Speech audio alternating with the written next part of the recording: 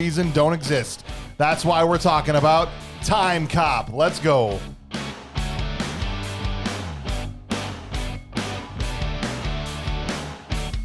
Good morning, guys. Good morning. Good morning. So it's Van Damme movie number 2. We're not 10 episodes deep, and we've already gone to the well twice on Jean Claude Van Damme. I can't believe we've only had 2. Well, I'm assuming by the time we're done, if we're ever done, we'll do as a whole filmography. Exactly. Oh, that would be amazing. So we're going to hit them all, I'm assuming. We got to get him on the show, man. Let's keep going. Well, you know, Clint, you said your strategy is to just trash talk him until he's so angry that he comes on. Yeah, it's so difficult to do because, like, legitimately that's just a ploy because I actually really like the guy. Yeah. But I would be the first person he roundhouse kicked just the way I look. Absolutely. He'd be the biggest threat. Me, I'd be this like you and next.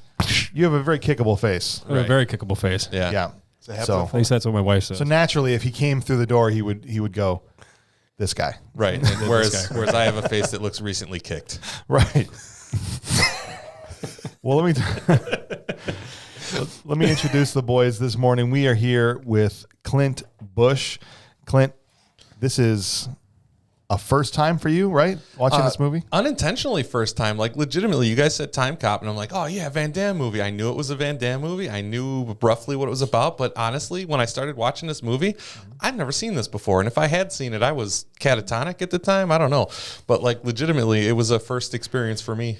All right, awesome. Joining us for the second time after being here for our Mystery Men episode, we got Mike Zavara with us. Mike, Timecop, was this the first time for you? First time. When I heard we were doing Timecop, I thought I had seen it because I like Van Damme. I dig it. But I checked out the trailer and no, I've never saw this before. And watching it, didn't see it. So yeah, this is the first time. So this is a running theme here with both of you guys thought you had seen Timecop and were very excited only to find out you had never seen it before. So I'm interested to hear what you guys think. And then joining us again is Bob Hauser, my very own brother. Bob, this is, I know, not the first time. Is it triple digits now for you on Timecop, or how many times? I think I'm in the thousands. For me, I don't know if I've seen this movie 1,000 times, but I've seen it a lot of times, and it's one of my favorite Van Damme movies, so I'm excited to talk about it this morning with y'all. So let's get some of the vitals out of the way, guys. First, this movie was directed by Peter Hyams, which this is actually his first of 3 Van Damme collabs, as the kids say. The first one, lucky guy. Yeah, he got to do this, and so this was 1994. Followed it up 1 year later, 95. They did another movie together, Sudden Death, which is awesome. The one that takes place at a hockey game. Is that one you thought you've seen, but maybe you haven't? I believe I've seen that one as well. Yeah, Powers Booth and good stuff right there. And then they didn't do anything again until 2013 together with Enemies Closer, I think, right? Yeah, Enemies Closer, but Van Damme did movies with his son John Hyams, which was those Universal Soldier movies. The subsequent ones, not the original. not the first couple ones, but the subsequent ones. Regeneration and then Day of Reckoning. So Enemies Closer were firmly into Van Damme's straight to DVD, part of his career at this point. Did you see Enemies Closer? Was it good? It's one of those. They take it too seriously. That's the problem with a lot of these straight to DVD movies. You? No, you legitimately you. It's like I would rather have watched Van Damme versus a roll of toilet paper for 25 minutes. It's not even bad enough in a good way to maybe even do on this show. No, it's not even. It should. Van Damme's filmography after Expendables 2 should not be on the show. Okay, all right, fair enough. Well, this movie was written by Mark. I'm going to say this wrong. Viderheiden. Mark Viderheiden. Yeah, he's Irish, and he always after me, Lucky Charms. He co-wrote a few. Well, he's written a lot. He's actually had of all the writers we've talked about who seems like their careers end right after the movies we discuss. He went on to write lots and lots and lots of. So things. Wait a second, this is not a Steve D'Souza movie. No, I'm out. Later. No. See ya. Bye. Bob, we have to talk about other movies besides Steven D'Souza. All right, we'll talk about Die Hard at some point. Again, we'll get back to Steven. This was based off a Dark Horse comic book, Timecop. I saw that at the beginning. I was like, this was a comic book too? What the heck? Does anybody know if Dark Horse was a branch of DC Comics? I hear that it is, and I hear that it isn't. You know what? At the time, I've heard about it. I've heard that rumor from my buddy Bob. Yeah. I also heard it. I also heard Sounds it like from a Bob. damn good-looking guy. When I read Dark Horse Comics, which was many, many, many years ago, right around the time this movie was coming out, actually, I didn't have the internet. So, if it was part of DC, it's not like we had access to all that information, without it being printed. So it could have been, but I'm not sure. But I read a handful of Dark Horse comics. They were kind of like Image Comics. It was like, back in the day when it was, and still is, pretty much just dominated by DC and Marvel. There were always these kind of smaller secondary publishers that were trying to get a piece of that pie. And Dark Horse had some cool stuff. But I never read Timecop. I didn't even know it was a comic book. I think I saw Timecop with you. Yours one of your movies that you used to watch, and I just kind of walk in the room and then. Yeah, well, look, if you didn't go to the theater, you're probably too young at the time to go to the theater with me. No, I didn't see it at the theater. I think I saw it with you on videotape. Because you would have been 6 years old the year it came out. But yeah, if it was a Van Damme movie, I was going to see it. And then I was purchasing the VHS and bringing it home and watching it many, many times. So you probably did see it. The movie stars Jean Claude Van Damme, which we've already said, yes, and Ron Silver, and Mia Sara, Ferris Bueller's girlfriend, and a bunch of mulleted henchmen, basically, after that, right? It's those four. Yes. I mean, they went to the mulleted henchman store and that's filled the The cart. trench coat, multicolored, seashell wearing henchman. Yes. All henchmen in this movie came from the late 80s. Right. They were holdovers. Leftovers. Time traveler. Right? One of the big henchman looked like he was from like the third dropped off brother from the Nasty Boys tag team. He does. Yeah. Like they dropped him off buy at that. like a little. They dropped him off somewhere. So we'll be right back for you, but we're not At the coming mall. back. They dropped him off at the They mall. dropped him off at the mall. He totally looked like he just got dropped there and be like, "Hey, we're shooting this movie." Okay. It is very 90s, the way these guys, especially the henchmen, are dressed. The guns. The guns. The scopes are bigger than the guns. It's all very early Mag 90s. lights on top of them. Full size mag lights on top. I'm like, what in the? It's like 4D cell mag Blind 'em. light. That's what I'm saying. They went to the 80s henchman warehouse and cleaned it out. And that's how they cast this And movie. then use the empty boxes to throw guys in. Right. They called the casting director and said, "Give me all the usual guys that we have for this. Get all of them." Okay. Yeah. So what are you guys' general impressions of the movie other than the mag lights on the guns and things like that? How did you, I'm very interested to hear, especially from the two of you who saw this for the first time, maybe? Maybe.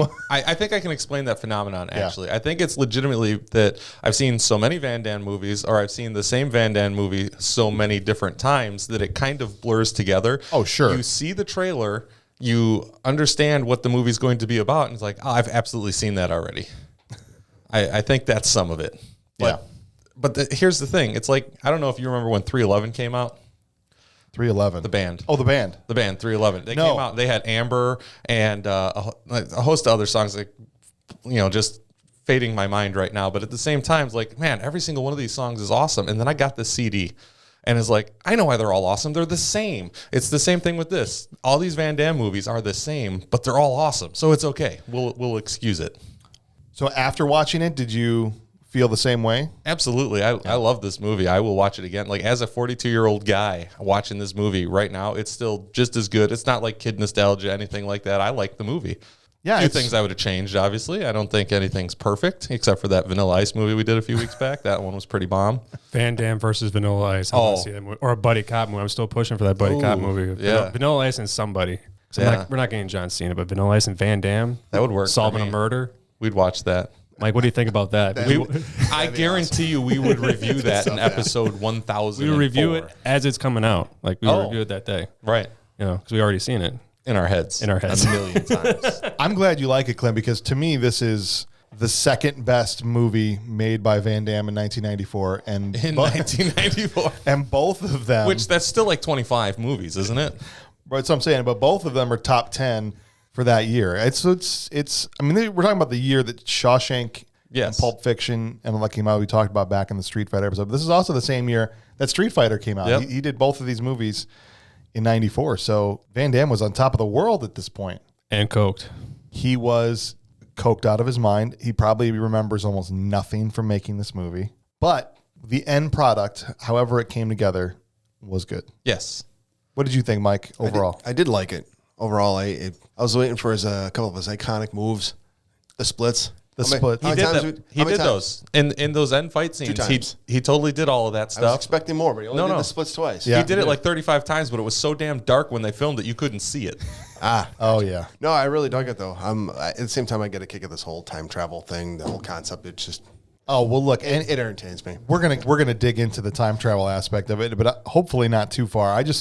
Anytime you start to pull apart the logic of time travel in any of these Absolutely. movies, you start to go cross-eyed after about Yes. a minute. If you look, Little bit, yeah. So personally, with time travel movies, I made a decision a long time ago. Whenever I watch them, that I'm just going to go along with whatever Yes. they say the rules are. They set the rules of time travel. Because otherwise, your brain is gonna start to melt out your ear if you try and make sense out of it. You just have a headache, yeah. Yeah, absolutely. This first scene, Van Damme steps up behind Ferris Bueller's girlfriend, and he is a smooth mother.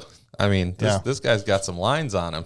He got farther than Ferris did. Yeah, he did. Well, look, Jean Claude Van Damme has never lacked in charisma, right? I Right. mean, we have all kinds of things we can say about his acting ability and his dancing ability. If you've ever seen him dance, my goodness, someone that moves so effortlessly as a martial artist should be able to dance a little bit better than he does. But it's you can't say he doesn't have charisma. Other ways you can knock him. Overall, Bob, what do you think of Time Cop? It was a little boring for me. It's a How dare you? Now, is this a new opinion? No, I enjoyed it when I was a kid. Yeah. And I'm not saying I love the movie. Because I've only ever heard good things from you about Time Cop. I love which is I'm Time Cop. surprised. It was Yeah. just I watched it and I didn't watch it in the middle of the night like I'm known for watching these movies. Yeah.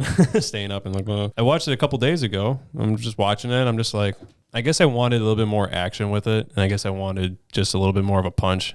It's like I guess I remember when I watched it when Yeah. I was younger, like 18 and early 20s and stuff, and earlier in my life. Yeah. I really enjoyed it, but it's like I watched it now. I'm like, this is a good movie. I really enjoyed it. It's not my favorite Van Damme movie. Sure. It's in the number 10 on my 10 Van Damme movie list. But Well, compared to most Van Damme movies, this isn't really a martial arts movie, no, it's not. No. right? it's not. This is more about the story. Yeah. And, which most of his films are not story driven. It's how few lines of dialogue can we coherently put together to get to the next fight, right? Mm-hmm. And the next excuse for him to start kicking people in the face. But this is really more of a story driven movie for him. And I think for the most part, it was well shot. It was well directed. I think Peter Hyams did a good job. Everything about it was well done. Mostly. I mean, Except for the PS1 graphic CGI that they incorporated. right. Well, I mean, they had whatever money they had for the effects, which obviously wasn't a lot after they got done paying Van Damme and everybody else. The fight choreography I thought was good for the most part. Right. It was the writing that was a little bit all over the place for me, right? Where it was like some of it was really great, but then the middle was just kind of It lagged. It It dragged really lagged and just kind that of a was the jumbled thing for me. mess. Like the beginning, I mean, when he goes back and stops the guy from ripping off the stock market. Like, Yeah, that was a cool. great scene. Yeah. That was a great scene. But they just kind of they had this great setup in the beginning, which all comes full Yes. circle in the end, which really works really well. But in the middle is just like what's happening. I think that's what did it for me was the middle. Yeah. It was just kind of like, But acting wise, we had some good performances. I mean, Ron Silver, oh, Ron Silver. the guy that plays Senator McComb, Yep. I thought did really really well. Both of them. Yeah, both. Yeah. Yeah, older and younger. Which what's cool is that from an acting standpoint, a lot of times something like this goes unnoticed by people. But the way that he's able to play himself younger and older and have it seem like two totally distinct people. It is. It like legitimately, it's like this kind of startup, early, young kind of stand backish, and then this very assertive, ballsy, Yeah. not full of himself, sure of himself guy. That's not easy two to do. different people. Yeah. And it's easy to say, well, you make one beard kind of gray and one not, and that's how you, but It worked for you. beyond that. Yeah. Beyond that. You've grown up and look way more self-confident in the last couple of years. Well, just because my chin is gray now. Yes, that's exactly it. I take you more seriously. Well, yeah. You're wiser. I'm not going to ever dye my beard. It's like I have a couple people say, well, why don't you dye it? Because it makes you look like 10 years older than you are. Because Because your skin looks older than your dyed beard. if I shave it off, it's just a leathery mess under Please here. don't. I have Please don't Kevin Nash your head. I have No. a solution for that though. I Yeah. tell everybody, it's like, hey, I look good for 52. We're There you go. 42 now, but I look good. For I didn't even 52. think you were 42. Right? I look at you. I go 30s. Lies. Thank you though. Otherwise, I think the Bruce McGill did good. Mia Sara had a couple of ham-fisted deliveries of some of her lines, and I think that JCVD always gets by on, like we talked about, his charisma and the stuff that he's doing his normal shtick, but I think it works pretty well in this movie. So overall, I hadn't seen it in a few years. I still like the movie a lot. I still think it's a great movie, but I'm noticing more now with looking at it with a new lens. I think most of what I noticed, I don't see, because again, I'm reading the story for the first time as I'm watching this thing right now. So I didn't see as boring because legitimately I needed those pieces to put together what everything was happening. Whereas you guys already have that information in the back of your head and you're just like, all right, get to telling me. Whereas I'm waiting for it. So legitimately the pacing and everything seemed normal to me. My real issues, any issues with this movie are just legitimately I don't know if it's, my eyes as an older guy versus, somebody younger. It's I couldn't see what was happening in most of the end dark fight scenes. And that's when all the action was going down. It's what a waste of time and talent putting in fight scenes. A lot of walking in the bushes. Yeah. That was the most annoying. How big are these bushes and how long are these bushes? Right. Forever. Yeah. Well, we'll get into all that when we go through the movie.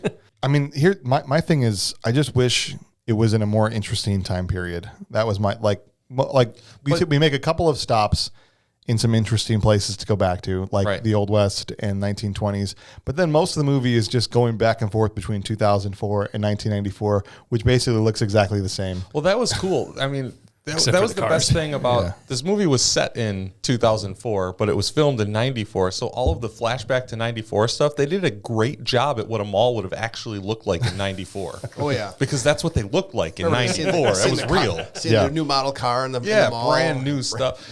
Although I am upset that from 2004 till now, every car is not armored. Why is that? We were supposed to have every single car armored and autonomous driving by 2004. Yeah, we didn't. It's amazing that in 94 they thought that was going to happen. In a matter of 10 years. Right. I mean, I could still think 10 years from now, and it's not terribly much different than it is right now. No. I'm still waiting for my damn hoverboard. Right? Honestly. Not that hoverboard that's on wheels. That's not a hoverboard. No. The one that you can't go across water without power. Exactly. That's right. Right. No, it's supposed to be you can't go across water unless you have power. Right. All right, so let's get into. I needed to drop that there just to get you a little amped up. Let's get into the beats of this movie. So the movie opens in a rainstorm in the Old West, right? Well, and not even the Old West, the Civil War. In the South, yeah. Right? So because it's the Confederacy that's hauling this gold wherever we're going. And this dude shows up, and it seems like a normal highway robbery scene from an old movie, right? Until this guy busts out these, laser scoped submachine guns and just lays waste to everybody. And I think it's funny that they put the lasers on the submachine guns because I feel like they had to make it look more real, more futuristic, right? Otherwise, guns haven't changed. I mean, they've changed a lot since then. But how do we make these look like these are future guns? He didn't even use the lasers though. He just sprayed. Well, that's why I'm saying it was purely an aesthetic. They just put on there like we got to make these look more futuristic. Put red lasers on them. But that man, if you had a couple of those and you went back then, absolutely, no one could touch you.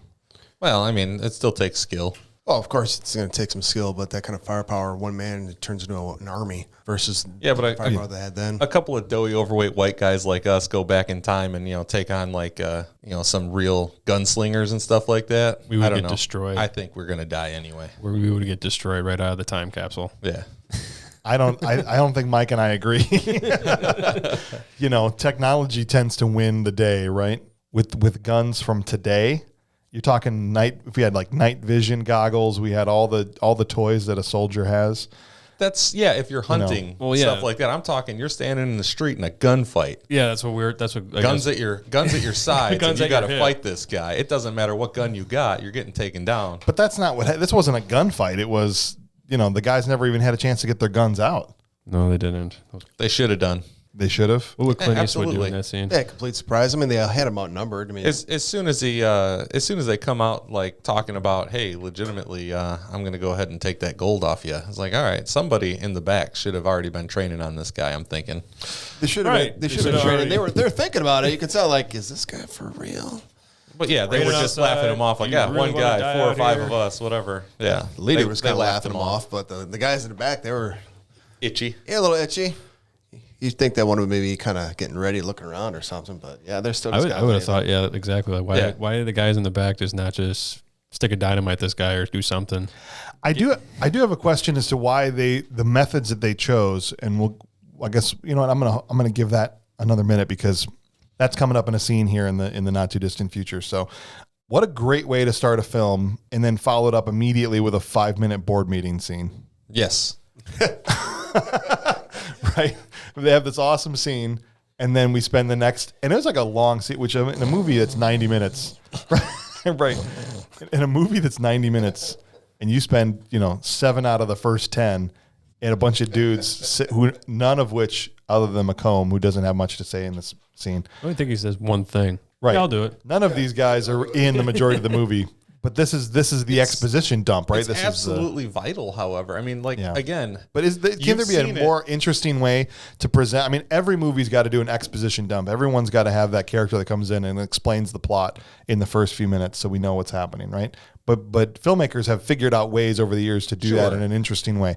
This is like, okay, we're going to have an exposition meeting, literally, and sit around this table, and I'm going to explain the plot to you. But again, it's the tint of your glasses, I think, a little bit of this, because legitimately me watching it and absorbing this information at the same time, I literally just opened and saw a Civil War, squad get wiped out by a single guy. It's like, okay, what the hell? And then they said like, oh, okay, this is current time. So we needed that board meeting, that little bit. It's like, okay, this is current time. What's happening? That was obviously there's some time travel going on. The name of the movie is Timecop. There's got to be some kind of time travel going.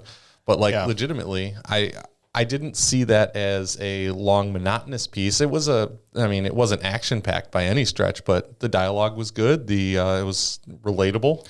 It worked. It's just a bold move to kick off your movie that way.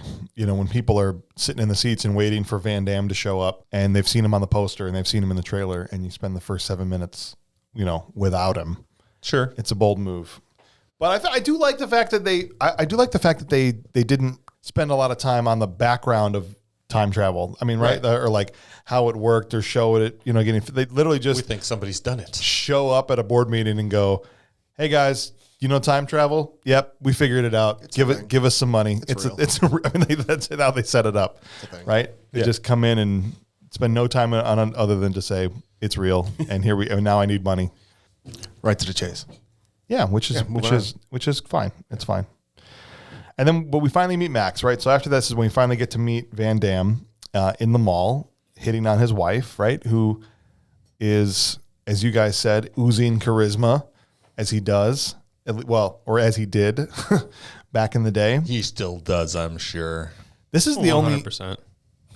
I'm not a big follower of Mia Sara's career, but these are the only 2 movies I think I know her from. Did she do a lot of... Let me pull up her filmography while you guys talk about what you thought about Mia Sara in this movie.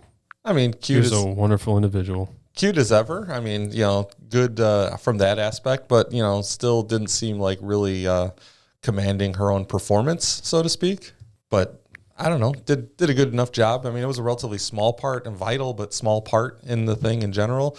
I think when there's stuff going on in the house, she could have definitely done things to make life a little bit easier. But she does pick up the gun and shoot the guy in the sack. So that was pretty very helpful. Oh, Legend. That's the other movie I was trying to remember her from. She was in Legend with Tom Cruise, too. Oh, the Tim Curry. Okay. And I think so this is the point where he kind of says to her, well, there's this job that Matusak is, thinking of offering me, and, not sure whether or not I'm going to take it. And this is obviously the Timecop job. Right? Because they just introduced Bruce McGill's character, Matusak, in the previous scene. This is the guy that's going to run the agency. I love Bruce McGill. His first role is not being a bad guy that I can remember him being in. Yeah, I immediately thought of him from My Cousin Vinny, which is right around the same time this movie came out, and he was the sheriff that, arrests the 2 guys in the beginning and then kind of helps him out at the end. So I don't know if he's a bad guy in that movie, but he has done a lot of bad guys. It's just cool to see him. Like, he did really well in this role as the so-called best friend / captain or commissioner or whatever. Yeah. Yeah, and it's obvious to see why Van Damme got the job, because we see in this first scene that he can literally see into the future, because he just sees this guy rollerblading and immediately knows he's going to rob somebody. Right. Well, a dude just can't be rollerblading through the mall in the 90s. I thought that's what people did. I thought you weren't allowed to rollerblade in the 90s. I thought everybody rollerbladed everywhere in the 90s. Isn't that what happened? Not in the yes. not in the proximity of Van Yeah, Damme's thank you, wife. Mike. Yes, that was a thing. That was a thing. You don't rollerblade in How the would you proximity of know? Van Damme's I wife. did it. Listen, have you never seen a Mentos commercial from the 90s? People rollerbladed They did. everywhere, They did. Did. right? I wiped out, but I wasn't a good rollerblader. No, I wasn't. Van Damme literally looks at this guy. Here he is, zooming through the mall. He goes, hold on. Perfect stance, foot up. And he just sits there and holds his foot up in the guy's face, which is so stupid in a great way. I love it. What does it say? Right. What is it? Green? Read between the lines. I should get out of here. That's, yeah. You know that purse doesn't look good on you.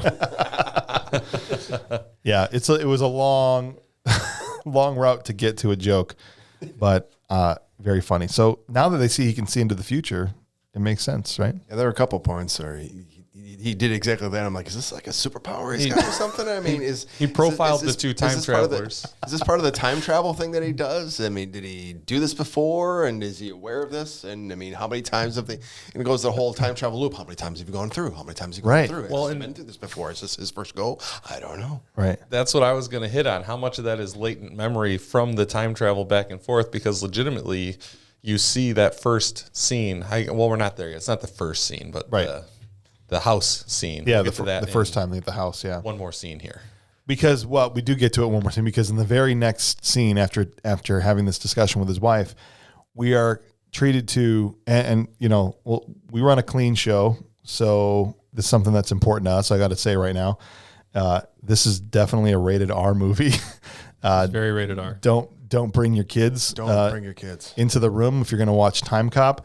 But the next thing we see is a very, very uncomfortable love scene with him and his wife. And the reason I say uncomfortable because maybe it's just the very 90s essence of it, but there's just like candles lit everywhere, like they're in a perfume commercial, and a really loud Kenny G song is playing through the whole thing. Thought Michael Bolton should be in the background there or something. Honestly, Do you think they concede Ferris there's in like this episode? flowing curtains and everything's like, you know, honestly, it's like, I don't know. That's not how it is at your house. Yeah. No, I thought that was normal. This is why your wife doesn't love you. You don't think that that's how it happens. they definitely don't film scenes like this No, they anymore. don't. It is so 90s Very much. the way that they did this, and it just Now is more. I don't even know. I don't have words to describe how it's done today. Other well, than slightly more realistic. But the point is, it's just so abrupt. Like they're literally standing in the mall, and then the next scene we get Kenny G blaring into his. I don't know if it actually is him, but it's all sounds like him, and it's just this loud clarinet as these two guys are. Clarinet. Yeah. Skip the foreplay straight to the. Van Damme must have a clause in his contract or something that he's contractually obligated to show his butt at least once in every movie. Because I'm thinking like if you Universal Soldier, all these other ones where he's just constantly, okay, I know we've been shooting this for 3 months, but I have not yet gotten my pants off. And I am not coming out of my trailer until we can film this scene. Do you think there's a man or a woman that has to oil that butt before that shot? He doesn't do it himself, you're saying? No, he does not do it himself. That moonlight. That moonlight's too I love perfect. that this is what's in your mind. This is literally what you think about. That's He's great. watching and going, that's too perfect. Somebody, too perfect. Somebody did that. Like remember that movie Loaded Weapon where Emilio Estevez is walking through like has anyone ever seen that movie? Yes, but not in a long time. Okay, well it spoofs every action movie. So he's walking and then the moonlight is like on his backside and he's like, "What are you doing?" "I'm just doing one of those butt in the moonlight walks." That's right. 'Cause it's obnoxious. That's right. Just It was a thing. Costner was doing it a lot in the early 90s. Gibson. Gibson was doing it. Van Damme did it multiple times. It's definitely a product of its time. Yeah. It's definitely weird. It's definitely weird. It apparently bothered the bad guys so much that they decided to blow up the house. Yes, the Nasty Boys wannabe. Because right after this, I mean, they wake up and you know, Mia has something to say, but she doesn't want to say it because of the plot. Right? She can't tell him yet because it would ruin the plot if he found out too early. Right. Because otherwise there's legitimately no other reason to like be too upset to tell your husband. Right. You know, in this moment. And the bad guys show up and assault him and drag him out into the front yard, put 2 slugs into his vest, and then blow up the house. I mean, the house is this big, beautiful Victorian home. and it breaks my heart. C4 to dust. Just to nothingness. And that's kind of the setup of what drives his character for the rest of the movie. The fact that his wife was killed and his home was destroyed. And at this point, obviously his child is killed too, but he doesn't know that yet. I couldn't help but think of John Wick after seeing that part. Yeah. It's a little bit, this is a bit of what- an action movie trope in and of itself, right? I mean, I also thought of like, John Wick 2. Yeah. Yeah. That's when just- it's when just what- Santino blows up this house, I'm like, Yep. why Yeah. would you do that? Yeah. Like, why? Yeah, that's just what that went right through my head. Yeah. no, but this is a thing that they use in a device in these kind of movies all the time, right? Like I think of like Steven Seagal's Hard to Kill, right? Where they come back and kill his wife and he ends up in a coma for 7 years or. Well, how much of that? All right, he doesn't know. He just knows that his wife, who he was obviously very much in love with, because we just saw the scene before, Right. Is killed, and they tried to kill him or whatnot, but he is killed. They think they killed him at that point because they put 2 slugs in him. They beat him down pretty hard, put 2 slugs in him. They didn't know he was wearing a vest yet, I don't Right. think. No. They The guy went in the said house sleep on to it, finish though. the job. The guy says sleep on it. I think that's a joke, though, the sleep on it thing, because even later on, and I don't want to give too much away as we get into it, when he says that line to him again, I think Yeah. he's going to either choke him to death or break his neck at that point. So But if you're a hitman, wouldn't you shoot him in the face? 2 Well, we in the can talk chest, about 1 in the head. all day long how terrible they are at their jobs. I'm not trying to defend their whether they did their job correctly. Right. I'm just being devil's advocate and being But- nitpicky. That's all. But like Sorry. legitimately, is that what drives this guy? Like he could have been a good time enforcement agent anyway, but does that make him this fantastic time enforcement agent that he doesn't have somebody at home that he's got to kind of, be protective of himself and make sure he goes home to? There's nobody there. So he just throws himself into the job, and that actually like drives him to be better than he would have been anyway, so that these time travelers end up putting him on their path more. No, it is what drives him, because he makes a comment in the next scene when he's back at, well, not the next scene, but 2 scenes from now, where he basically says, if I'm not allowed to go back and fix what happened to my wife, they're not allowed to go back and steal money. Right? One of my Like, favorite lines. if this is what drives him to stop people from misusing time travel, because he's not allowed to do it himself. Right. So no one is. Yeah. So I think it definitely makes him a better time enforcement. agent, yeah. A better agent. Absolutely. And so there's a little bit of a segue before we get into now future Max, right? 10 years down the road, where before we see what his life is now like, we first take a little detour into the 1920s. Yep. Where this guy is essentially, this is the day or the week. Stock market crash. Right, the big famous stock market crash that started essentially the Great Depression. And guys are just falling to their deaths because famously a lot of these stockbrokers jumped out the window. Right. Right? Yep. And we find that there's this guy that's been going back to the 1920s to use the stock market in the past. Right. He's finding stocks that have bottomed and buying hard. Do you need to go all the way back to the 20s to do that, though?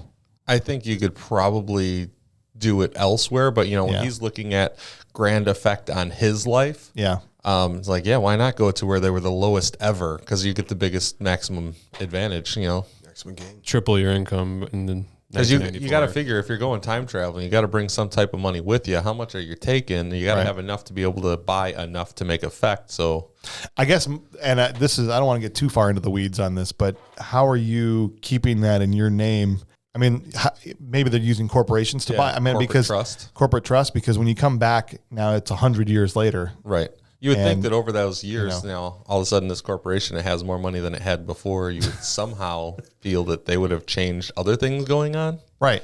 That's what I'm But saying. I mean, this movie kind of ignores the butterfly effect, so to speak. In some ways, yeah. In the ways that aren't convenient to the plot.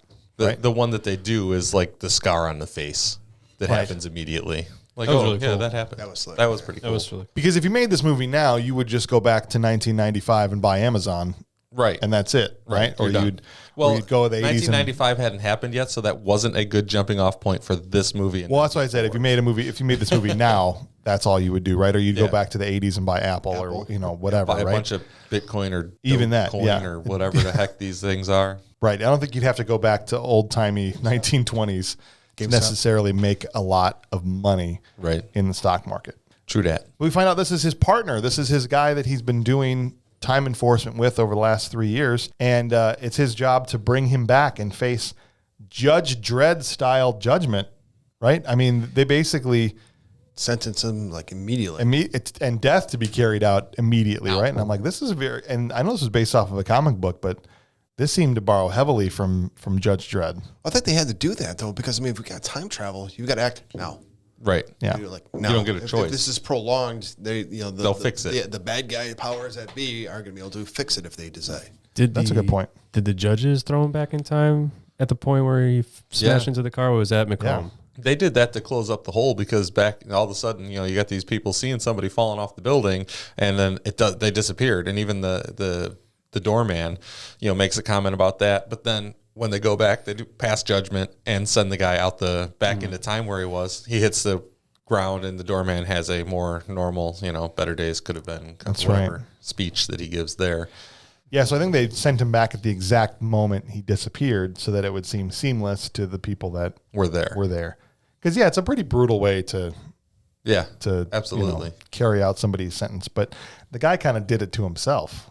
Right. He knew. He was trying to die anyway. He jumped out the window. He was going to splat on the ground. Right. Yeah, he was just trying to get money for his family. That's He jumped out the window himself so that the people making him do this wouldn't have hurt his family. Right. He was doing it to save his family.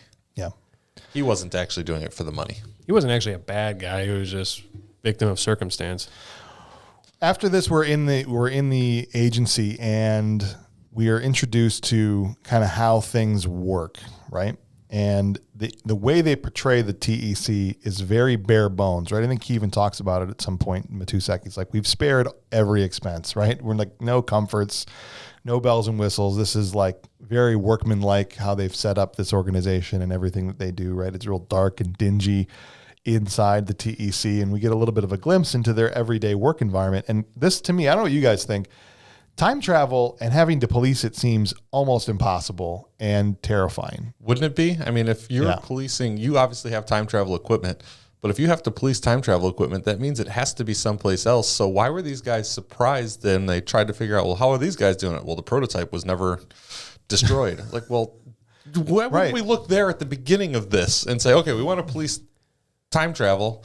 All right, well, who has the ability to do so? Wouldn't that be step one in policing time travel? Where is this other equipment at, and why are these bad guys having access? Well, that's the thing. Well, and not only that, the power grid spikes are exactly and they figured the that same out as like ours. what, an hour and 10 minutes into the movie? Like, oh, it's in Washington D.C. Oh. Yeah, they said in that first scene, we invented time travel, and now we can do it. And there's already bad guys going back to mess with things when they had just invented it. I would how think so. How is that happening? Well, it happens because they're noticing it right then. No, even if you time traveled 40 years in the future, you finally decided to do it. Yeah. That's when they're first going to notice the anomaly. It's like, hey, this is the weirdness of something has happened. That's when they picked up on it. It doesn't matter when they actually did it, I wouldn't think. But again, now we're going back to how time travel works, and we're forgetting about those rules altogether. But Matusek makes a comment, just talking about how impossible the job seems, right? He's saying Iran's got a kill team outside Camp David. It's like their third time in a month. They're sending a group back to kill the president.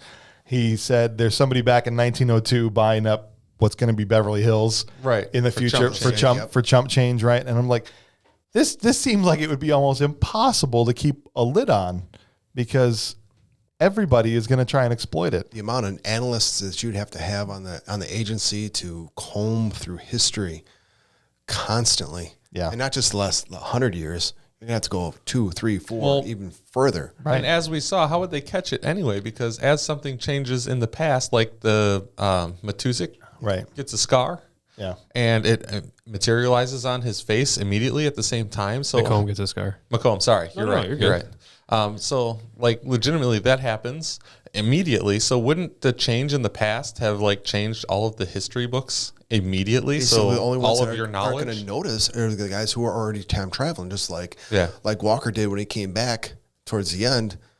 He knew people, he knew things that happened, and Matusek and Fielder. Richard Wilder, yeah, I'm not sure, but they don't know what's going on, and they've got this whole other dialogue and world and almost universe in their head. This time traveler comes back to this other, in a sense, new universe. Right. like you said, how are they going to know that this actually changed? Because they're still exactly, and they played both sides of that several times to their in the benefit. same movie To their benefit, where sometimes it works and sometimes it doesn't, based on what the plot needs. Which is why I was saying, as soon as we start to pull on these threads, it all falls apart. Well, like I said at the beginning of the show, when it comes to time travel, you really can't do that because you're going to lose the entertainment value of this. Exactly. You just got to roll with it. I mean, would this be? I don't know. I'm not a physicist though either. But this is a movie, so let's just have some fun. Right. Absolutely. And we're introduced talking about physics to this in this scene. This very central concept to the movie. This idea that same matter cannot occupy the same space, and they'll repeat this about 6 more times in the movie just to make sure everyone understands why the ending because you won't get the ending. You won't get the ending if you don't understand this. So we're going to tell you a lot of times, but just this whole idea is so stupid because from a physics standpoint, no matter can occupy the same space as other matter, according to physics. So it'd say like, well, the same matter can't occupy the same space. Well, that's true of anything. It's absolutely true. Right? And it's just, this is why I'm saying but that's not occupying the same space, your 2 fingers that you're pressing together. And I know there are some people that talk about the Pauli exclusion method, but that's more about like quantum mechanics and doesn't really necessarily apply. Wait, what? Huh? This is why I don't want to get into the far into the weeds. And like I said, we're all going to start going cross-eyed. But I'm already going cross-eyed. I don't even know what the hell you're saying. The point is, just roll with whatever they say. Okay, the same matter can't occupy the same space. Okay, Timecop, let's go. Let's get on with the movie. Yeah, exactly. I got that. But the thing was driving me nuts. I mean, it's just a little nitpick thing, but McComb just dancing around himself. Just dancing. Like, whoa, don't touch me. I'm like, why are you standing so close? I mean, if it's such a big deal, I'm not going to be like, don't touch me. I'm going to be 6 feet. Yeah. We're good now. But, send one of your mulleted henchmen over there to... We keep in a distance. Yeah, right. Exactly. If it's so dangerous. Because, I mean, that's in a sense in this thing, I thought it felt like a chess game. Yeah. Where McComb, in a sense, was the queen, where he could go anywhere, anytime, and any distance that he wanted to. Right. Versus young McComb was the king. He can only do so much, but if you kill him, you kill the whole game. Oh, that's really good, Mike. Wow. That's true. That is very true. You get the rest of the day off. Paid? Gold star. Yeah, absolutely. Sweet. You guys get paid? They got paid. We're back to Street Fighter again. So Van Damme does this very action movie, and that's not him, it's the writers, but it's a very action movie thing in this scene where McComb is coming through with the new guys to do a tour through the facility where he is completely incapable of keeping his cool around the bad guy and immediately tips the bad guy off that he's going to be a problem that the bad guy has to deal with, right? I mean, McComb comes in and he says, oh, I've heard a lot about you. I've heard a lot about you. And then he stares him down for like 5 minutes. Hopefully it wasn't all bad. Yeah, hopefully it wasn't all bad. I'm not even just going to stare. And so he immediately is like, okay, who's this guy? And then the tour continues and McComb's like, no, you got to come with. And he keeps asking him more questions, and Van Damme just can't. I mean, the right play here is don't tip the guy off. Completely ignore his existence, answer his questions like, right. That I know anything. But he's like, I always get my guy, and I know who the guy is who did this. Right? It's like, dude, shut up. But it's a classic action movie thing to do. It's a classic hero thing to do. But at the same time, it's I know that you know that I know. Right. That you know. Did you know that? It's that build-up moment. You give the audience Mystery men. You give the audience a build-up, something to look forward to. I know it's for the audience. It's to go like, it's to have that posturing between the good guy and bad guy, which is great. But from a writing and a plotting standpoint, there's no good reason to do that at that point. I think it's as necessary as villainous monologuing. It has to I happen. would have to agree it's necessary because you I don't know, you just gotta build it up. You gotta build up because right after that scene, McComb is driving in his space car or whatever, the armored vehicle from 2004. What that was. And he's just like, this guy's got to get taken care of. I'm like, absolutely, totally put himself in the crosshairs. Right. And if I was that assistant that got his head repeatedly shoved into that side of that car, I would literally shove each nut in certain places of McComb's anatomy and pip smack the hell out of him. Stand up for yourself, man. You're a man. You're never going to get to be my chief of staff if me slamming your face off You the side are of a the man. car. You have testicles. Stand up for yourself. Yeah, that snivelly little guy. That snivelly little guy. Why? Well, Would you tolerate that, Mike? He does no. daily. I do. I do. What did you guys think of the cars? Tell me about the 2004 vehicles. Which is funny to me is even in 2004 where they're driving these armored autonomous windowless vehicles around. Transports. They're not cars. Those are transports. Every other car on the road is an early 90s car, Right. even in 2004. Well, it's just like I know they're trying, but they're hideous. yeah, they're extremely. I think it was like a rich people thing. It was so bad. And Back to the Future did it better. At least they had the DeLorean. They traveled in style, man. Absolutely. They did. Some production design assistant came up with this idea and mocked it up, and the director was like, "That looks fantastic." Looked like Could a- you imagine? Could you imagine being the guy at the car modifying store that they went to buy these when they came in with their order? It's like, all right, we need like 15 of these things. Yeah. Can you make them? It's like, yeah, absolutely. I can't wait to work on that project. It was probably the same producer that came up with the dumb idea for the giant spider Wild Wild West.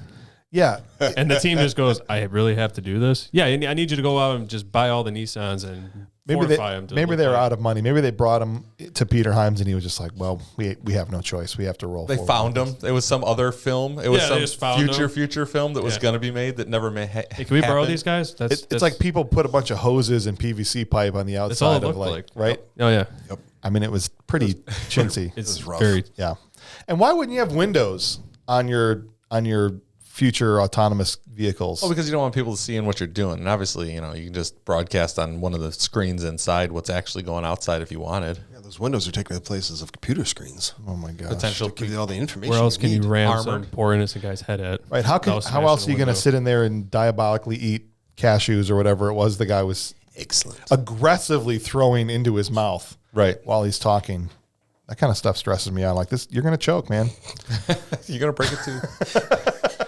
Yeah. So McComb and at this point, decides he's got to be dealt with, as we said, and so he sends some bad guys over to his house. Now, IA agent. Oh, no. Sorry. You're right. yeah, this is interesting to me because this is also when we're in the futuristic, in quotes, air quotes, car that we kind of find out his motivation, which he's using time travel to get funds to fund his election campaign. Right. Yep. If brilliant. you could go back in time to get a whole bunch of money. Politicians would use this today if they could. Right. But if you could go back in time to get money, would you waste your money that you went back in time to get for political power or just, to have money to go do stuff that's fun? Well, that's Well, the guys like you and I, look at the gentleman in this room, Maybe would do that it for fun. Maybe that's what they think is fun. But I just don't People understand power want more power, so they want more money. why More he power. needs to do this. Like the regular methods of illegally filling your election coffers that have worked for every other politician ever weren't going to work for He's this just guy. trying to be more. Well, that same legal method for filling your political coffers doesn't work 50% of the time. It only works for one person in each election. Well, they're both generally successful at illegally filling their Right, but whoever's better at it generally gets to win, I guess is the point of this movie. It's like, if I can get more money than anybody else could possibly get, I'm going to win. I guess. Because he was 28 points ahead in the polls. There was a line of dialogue that he said that was actually pretty hilarious about that. What did he say? Give me a minute. I got to Google it. But While Bob is looking that up, we should have an alarm or something that we hit on here. Just every time there's a horrible movie trope, we just movie trope alarm and set this thing off, because right after this, we go into his apartment and we have a huge trope, guy obsessing over his old home videos of his deceased wife, which happens in almost every one of these kinds of movies. it's another action movie trope. Yeah, that's what I'm saying. Classic. Minority Report, Minority Report. Right. John Wick. John Wick. He's sitting there watching these videos of his wife. Punisher. Punisher, yeah. Every single Stallone and Schwarzenegger movie. Schwarzenegger. Yeah. And he sits here and he watches and he says the dialogue along with himself. And it's like step for step. Minority Report ripped off Time Cop. That's what I'm saying. How dare they? How dare they? It's major trope. All right, so I have the line here, which I thought stood out. What does trope mean? A trope is something that essentially is a stereotypical thing that multiple writers think of it as like a writing crutch, right? Gotcha. Like trying to get from A to B, and we're going to do something that's been done 100 other times, Right. To do that same This has thing. been universally accepted as the way to do this. Yeah, Gotcha. exactly. So this line is just funny to me. Mm-hmm. When I'm in office, it's going to be just like the 80s. The top 10% will get richer and the other 90% can immigrate to Mexico where they can get a better life. So he's a Republican. How dare you? I'm not making a political statement, but I'm saying Elections are won with television. You don't need the press. You don't need endorsements. You don't even need the truth. You need money. I'm not making a political statement. I'm just saying in the 80s, it was Reagan, basically, right? And so that's what he's saying. It's going to be like... Well, just like those two lines of dialogue is pretty much solidify what kind of guy he is. Right. So McComb sends bad guys over to his apartment, and we finally get a Van Damme fight scene. I was so thrilled. One of the henchmen they sent over was the incredible James Liu from tons of movies back then, but I always think of him from Big Trouble in Little China as one of the Big Trouble in China. one of the Chen Sing. Lethal Weapon 4, the rooftop scene. That's right. When Mel Gibson's chasing him through the rooftop. And so James Liu is the long-haired guy that comes in and has that knife fight with Van Damme. Gotcha. What do you guys think of this first fight scene? Did anything stand out to you? Because I have thoughts. It was terrible. It was terrible. The knife fight. Van Damme just held up the knife and just held it there. Yes. Okay. And Thank you. It didn't move at all. He's literally holding it out in front of him. Meanwhile, James Liu swipes about 100 times, right? Like on both sides of the knife. It's how I play swords with my 6-year-old. I just hold it there and he hits it away. If James Liu wanted to, he could end Van Damme in 2 seconds. Right. He's only trying to strike him exactly where he's holding the knife. Well, if Van Damme would have moved, it would have been harder. How would an actual knife fight in that situation go down, Mike? That's incredibly difficult to explain on a podcast here. But I'm thinking that you hold on to one arm, each other hold on to one arm, kind of like the Billie Jean, Michael Jackson Beat knife it. fight. Beat it.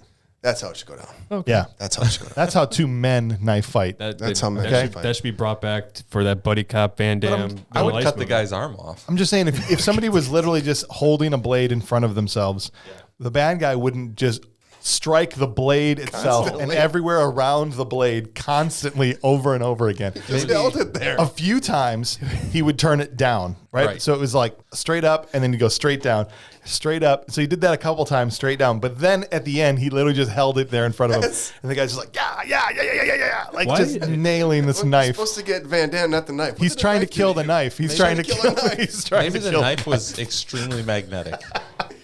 It was one of the worst movie fights of all time. It was. it makes me sad because I both of the absolutely guys were loved great. it. You seriously Absolutely loved it. loved No, it. you didn't. Yes, You're it lying was through your teeth. fantastic. He did not. It could have been such a good actual martial arts fighting scene. They do That's the issue. It was commercial. That was the issue. Like we were talking earlier about, like this is not a martial arts movie. It's a story-driven movie. It's like you could bring some of that in here. Like martial arts is okay. That's the thing. We're paying for Van Damme. Right. He's the movie poster guy. You know, in the 90s, we've spoken about it before. What's on the poster is what brings you in. We're paying for that memory of what he's been in other things. But you got to give the people what they want. But then it wasn't really you there. still have to deliver it. Right, that's what I'm saying. that was That's the what I'm saying. issue. You're absolutely right. It wasn't really there. And so there is that cool moment where, I mean, he does some of his typical Van Damme stuff, right? He does that one where he grabs the guy's arm, wraps his leg around the arm, and then kicks him in the face, like with that little short, flip kick, which is great every time he does that. I love that. Things like that. But You got the splits in there. the split, that's the really great moment is he's got the water spilling on the floor and the guy fires the stun gun and he does the splits on Onto the the countertops. That's fantastic. Okay, that's 50,000 volts. That's right. 50,000 volts. But I do love that anytime they want to make something seem more futuristic, they just put a red laser on. This guy's got a red sighted stun gun. Okay, I've never seen a laser sight on a stun gun before. All tasers have a laser on them. Every single one. Do they really? Yeah. Because everyone's poor aim. So you know who to tase and where to hit them. It gives you an idea. Yeah. They have laser sights on All of stun them. guns. It's not going to be a laser beam where you're going to see the whole beam of it, but it will put a dot on the target. Yes. So Wow. I So think they shoot- I think so all they- of the lasers are just. I thought that was legitimately- just a stupid thing they put in this movie. so they don't accidentally shoot you in the eyes. Right. Like, you imagine like So they can shoot you not in the heavy leather coat too. Well, I feel like if you're tasing somebody from so far away that you don't know if you're going to hit them in the face or not, Across why the they have room laser. is good enough. that's. feel bad for that Culligan guy. He's got to come back and redeliver that water. Right. I love that you worry about stuff like that, like whether or not the Culligan man has to come back and restock. Yeah, those guys don't get enough credit. Do you guys do this? This is a little bit of a sidebar. I stress out about weird things in movies. Like I always stress about how much money people have. Like if something happens where they got to like fix their car or something else where they got to pay an expense, I'm like, oh my gosh, are they going to be able to pay their rent this month? There's no actual bank account. They don't actually have money. It's whatever the script says, right? So I'm constantly having to remind myself not to stress out about how much money the characters have and whether they can afford the things that they're doing. That's because you're a good person. You worry about people. Honestly. You want to make sure everybody else is okay. So the fact that you worried about the Culligan man actually makes me happy. Yeah, But there is no Culligan man. there's a Culligan. Some PA assistant just filled up that jug and set it up. Is that the same person that has to, to wax Van Damme? the wax Van Damme? Yeah, probably. That's not a good job, but because everybody has to start off as a PA basically. So I mean, you're like low man on the totem pole. So then we're introduced to Agent Fielding at this point, right after he throws the guy through the door and into the stairwell, which was pretty great. But this isn't your first tip off that the fact that she's already there with the bad guys outside of your apartment, because obviously we know a few scenes from now, not even a few scenes, she turns on him almost immediately. Right. That she's, in fact, working from a home. She's there outside his apartment while these guys are inside trying to kill him. And then when it doesn't go well, she's like, oh, I'm from internal affairs, which is her cover anyway. But I mean, that should have been like tip off number one. Great timing. That, right? How convenient. She Where shows were you up about after, 5 minutes ago? Yeah, right? Exactly. That here you are outside my apartment. Don't worry, I immediately. got this. Right. I got this. Right. And this should have been his first tip off because he knows, he's already said multiple times, Macomb owns half the department. Right. Right? So it's a 50-50 shot. Anybody you meet. So why does he trust her?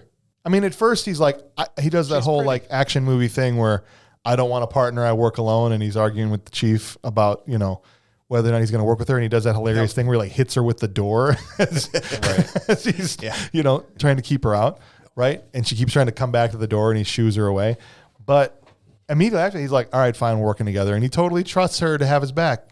I love the time travel pod before this trust is done to have your back, where they're going to do this and they're sitting there and she's all nervous about this and that and the other thing. And he's just playing it off and cool. And like, you see those 2 red spots down there? Yes. Yeah, that's them. I mean, it's just such a good scene back and forth there. Yes. But it raises questions for me because this is the first time we see how time travel happens. And I'll hit my alarm again. But I don't have it. We're going to get an alarm effect for future episodes because there's another trope alert. Another trope alert. The disheveled genius that works as a scientist, that his workstation is all messy, but he's a cool guy with catchphrases and he's the smartest one in the room, like Boris from GoldenEye or Wayne Knight in Jurassic Park. Or Wayne Knight wasn't that smart. He was incredibly smart. I mean, he ended up making a huge mistake, but he ran that whole security system for them. And all right, I'll give it to you. And there's he did get sprayed in the face. Who else am I thinking? Oh, Philip Seymour Hoffman in Twister, right? That's the one I was thinking. I was gonna throw out to you. That guy's awesome. Right.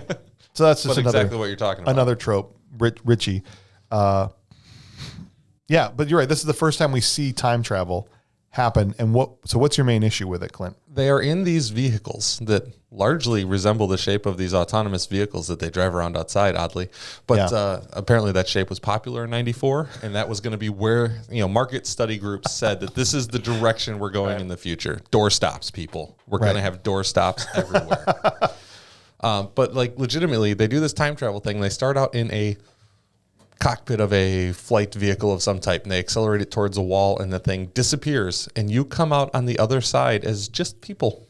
Right. But then you come back as just people and you end up in this machine again, coming back into the room. Where does the machine go in the meantime? Went through the same thing, but I'm not about to go cross-eyed. Right. I get that, but it's just like it's part of the movie. But it has to be said as like it does. We saw this, guys. The directors need to know. It's like we seen it. All right. It reminds me of my 15-year-old going, "How does that happen?" I'm like, "Son, it's a cartoon. It's a cartoon. Chickens don't talk." Well, how come we cut off the branch of the tree and the tree fell down, but the branch stayed up? It's a cartoon. Well, how about this? They're flying at this brick wall. Right. Why would they put the brick wall there? 100 miles an hour, right? Okay. And but then when they come out on the other side, so much else. They come out. In some cases, they come out like flying. Sometimes they stroll out like they're walking in the park, right? Right. Hey, what's up? I'm just gonna walk through this, Exactly. So they're like 30 feet above the ground, or they're like just walking on the catwalk, Like exactly casually. the same. Everything's cool. Yeah. My thing is like they're not only just time traveling; they are time and space traveling. But apparently, they're not really good at it because they can be off by 30 feet and drop you. I don't know. into the river. I have a feeling that the comic book probably fills in a lot of these holes. Yeah. How that works. But seeing as we only have about 2 hours, I'm to not fill it willing in, to do my research. I gotta skip over some of that stuff. This is true.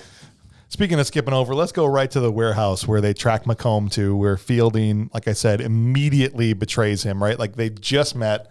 They have this little, banter while they're in the futuristic time travel vehicle about the Vollmer twins, and they walk to the warehouse, and she immediately betrays him after some really cringy quips. Some of the dialogue is really forced in this movie, where they're trying for something witty and funny, and like we get a "Do I look frozen to you?" right? Like that whole thing. God. I'm just like, that's so stupid.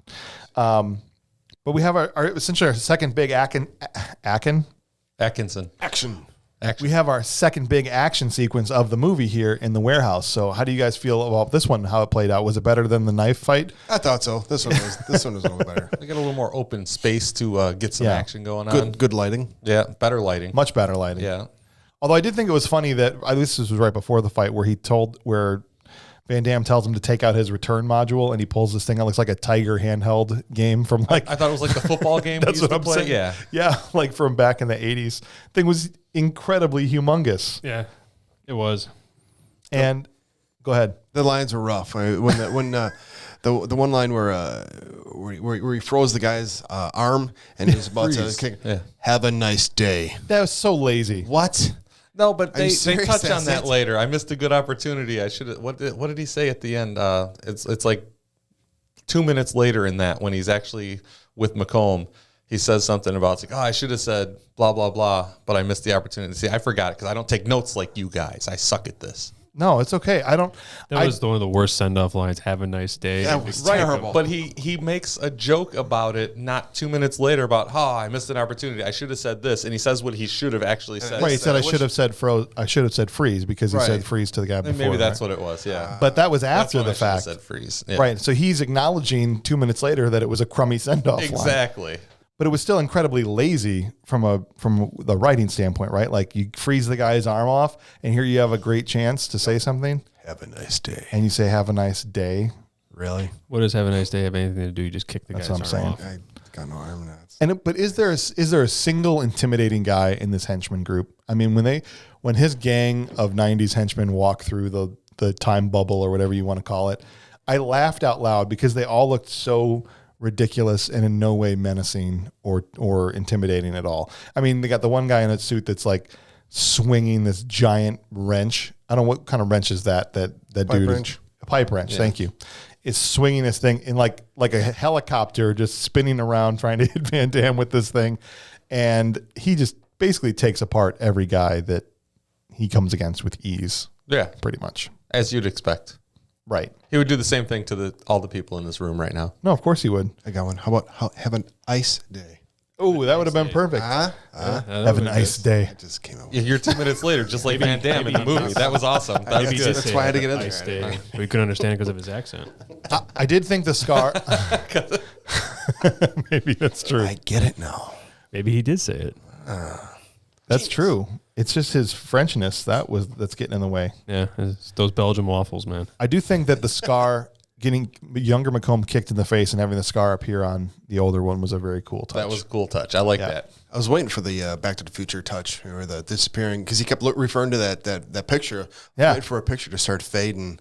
Oh, if they had gone that far into was waiting copying for it, it. I would have really been upset. Well, he kept referring to the picture. I'm waiting. Is somebody start fading like the book flies or what?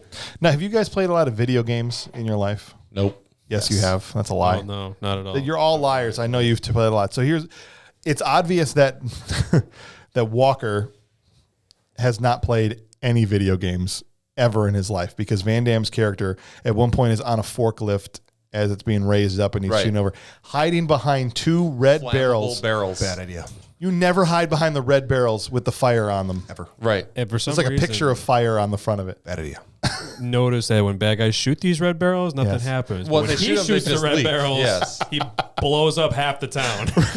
Special Right. bullets. I mean, every video game sensibility in my body when he's sitting there hiding behind these two red You don't flames. stand by barrels at all. I don't care what's on them. No. Like- and it's not what you use for cover. No, I know, definitely. my gamer sense is just kind of twitching on that one. Right. Why are we behind? No. Honestly, he should have exploded, and that would have been the end of the movie right there. And anybody would have been like, "No, I understand. Yeah. I get it. He shouldn't have been hiding there." Maybe if he wasn't so stupid, we'd have a longer movie. Now he's got to reload his save and not do that stupid thing the next time he comes through here. Respawn. Was there a video Honestly. game for this movie? There was like a Was it in Super Nintendo or Sega? no, it was a Super Nintendo game, and it kind of faded into obscurity almost immediately. But somebody, Weird. Like the True Lies game? like in 2007, I think it came back, and you have to look. Anybody that's listening to the cast right now, go back and look up the Timecop video game that came out at the time this movie came out, because it's a treat going down memory lane. Just the way that it was made, it's definitely not like any other video game I've ever seen. And hopefully this is like no other podcast you've ever listened to. I'm going to take a second here and ask you guys to do me a favor. One, I appreciate that you're listening. The fact that you're this deep into the podcast and you haven't hung up on us yet, hopefully means you're enjoying yourself. So would you do me a favor and just tell a friend about Bad Movies Rule. Word of mouth is huge with podcasts, and we appreciate any help you can give us in helping us to grow this and get this out in front of more people so that they can all enjoy us talking about why these bad movies rule. You can find us on Facebook at facebook.com/badmoviesrule. And we want to hear from you also. So would you email the show? If you've got some feedback, if you're like, this is terrible, that you don't know more about Timecop and you guys have already missed 57 things about this movie, send us an email at thisshowIstrash@gmail.com. We will read your email during our show and respond to it. So we want to hear from you guys. And even if it's just to suggest a movie, we'd like to hear what kind of movies you guys want to hear us talk about. So Van Damme.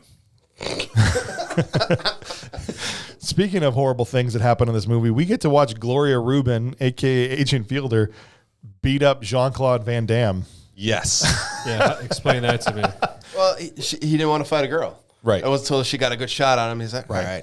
All right, now I will. But I think even knowing that, I don't buy her in this part at all. I think she was very miscast. I think she's a good actress, but in this, as a hardened agent of TEC and in internal affairs, and just as a fighter, just in the way she's throwing her punches and kicks, I didn't buy her in this at all. I thought she was miscast, but that was really, I laughed hard as I'm watching Gloria Rubin, punch Van Damme and him having to act like it hurts. Right. Right. He's like throwing his head back. Oh, and I'm like, dude, this is some of the best acting you've ever done in your entire career. Even more awesome, he just roundhouse kicked her and she flew to 30 feet. And Well, he hits her one time. Landed, like he kicked her right into the red barrels off the floor where they exploded. Like he literally just bisoned her. He eventually stops and goes, I changed my mind, right? And then he hits That's her what it one should've been time and the fight's over. That seems about right. Right. Where was the creativity? He literally just kick her right into the barrels. That would have been probably, well, no, we got the payoff with the barrels. They blew up right after he jumped off the Yes. off the forklift, right? It blew up behind him. Wasted opportunity.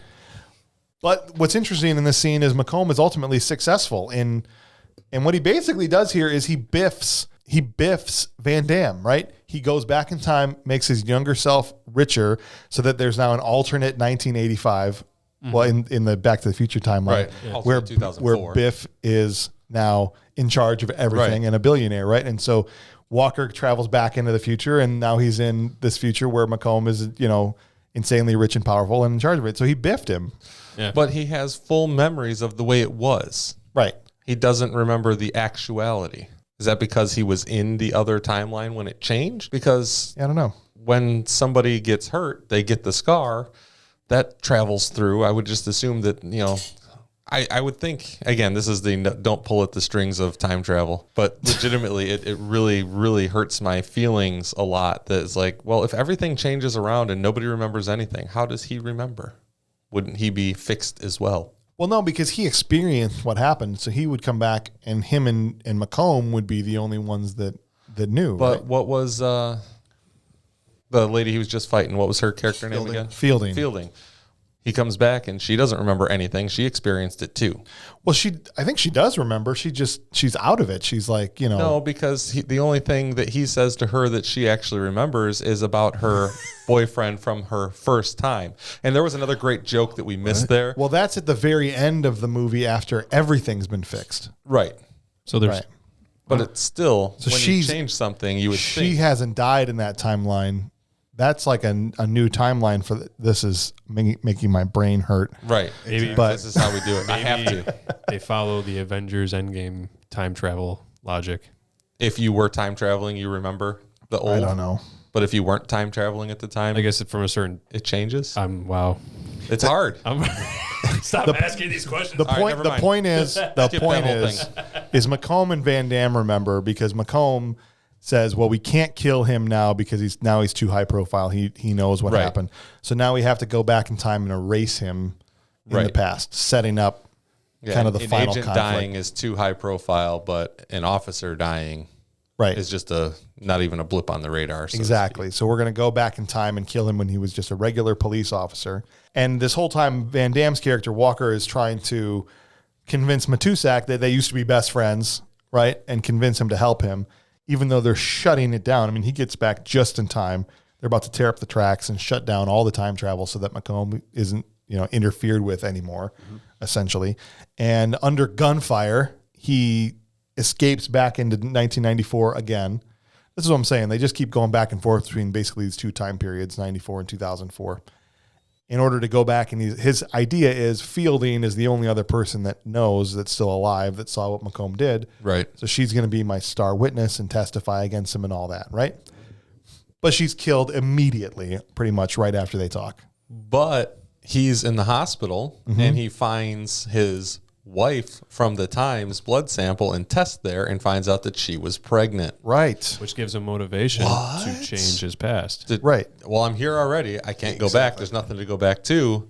Might as well try and fix the past altogether. Full stop. Right. But before that, we're treated to this hilarious doofus moment from his character when he goes back into the room and sees that Fielding has been killed and there's this syringe sticking out of her IV and the nurse comes in and goes, "Oh my God, what did you do?" And he just keeps staring at her. Instead of saying, "It wasn't me. I just walked in like this." And then she comes around and the nurse sees the syringe and looks at her again and says, "What happened?" And he's still just right? Sitting there. Mike, did that drive you crazy? Yes, it did. I'm like, well, dude, either say something or get the heck out of there. Roundhouse kicked the nurse. Honest, why not? Roundhouse kicked the nurse out the window. This is how Van Damme gets everywhere. There was a great moment we skipped over where they were going back right before Matusak gets shot. They're trying to escape, the future, where they walk up to the door. He's like, "Oh, we got to come in here and, vent the cyst," or whatever stupid Right. thing they say.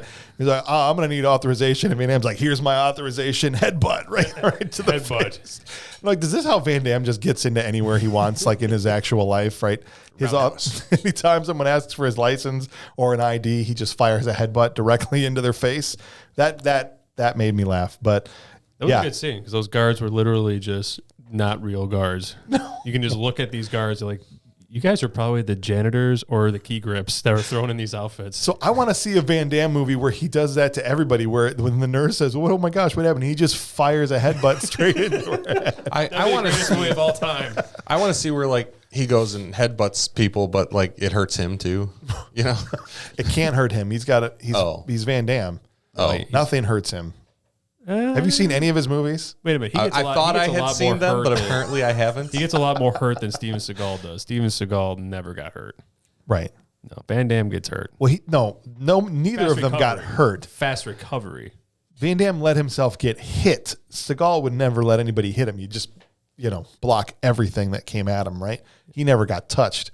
Van Damme would take shots, but it never affected him. No, it was a fast recovery followed by an awesome 80s music montage. Yeah. And then he's back to Van Damme again. No, you're right. And so sorry, Mike, back to what you're saying about this nurse he's staring at, where I'm thinking the same thing, right? Like either say something or get out of there. Kick Right. the nurse. Yeah, I know. So it's like he was just staring at her like, if I stay real still and stay real quiet, She won't see me. So it works with dinosaurs, I hear. She won't see me. So he was trying to John Cena her. He was doing the Drax. He was doing the Drax thing from Avengers, right? He's like, he stays so incredibly still that he becomes invisible. Oh no, she sees me. Eating a pretzel. And then he's And then he's running full stop down the hallway, and she's just kind of trotting after him. Security. Right. Can you explain to me how he couldn't catch the nasty boys? They're walking.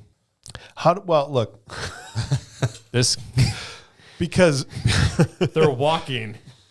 you're right. And every time they show them, they're just strolling down They're the just hallway. strolling. He's in a dead run. He's in a straight up triathlon. So either they killed her 20 minutes ago and they're way ahead of him, or They weren't shot at the same time. they were shot at the same time. And also, why are they walking away? Why don't they just time travel back?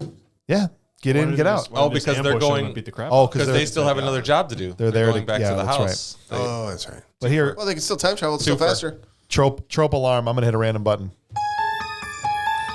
Okay. Trope alarm. That's a good one. I like it. I like it. Trope alarm. How does he escape from the security? Jump out the window, just like he Hudson Hawked. He did the thing that they do in Hudson Hawk, where they got him out of every scenario by just jumping off the roof. We're like 4 stories up. I think I can make this. 4 or No 5. other I way. don't know. No other Yeah. way. Take a chance. I'm doing it. Right. This is a classic thing in a movie when they don't know how to get a character out of it. Don't long kiss goodnight and shoot the window and jump out of it. Let's dive head first Through the glass. through the glass, out the window with my mullet. That's right. That's how he got away. I'd love to see one just happen. You think where the mullet they go has- for the window and they just hit it like a bird. throw the chair this time. All right. Something. So good. Breaks his neck and dies. Movie over. Well, that's what I thought would have been. Just a drone. What would have been hilarious if, imagine when they dropped him off right in front of that semi, if that would have just been the end of the movie, right? I mean, because he misses that thing by like a half second. He comes out of that last jump and ducks and underneath that semi. I'm like, what if it had just splattered him and that was the end of the movie right there? Credits roll. Oh God. Or if you actually came out in front of an airplane.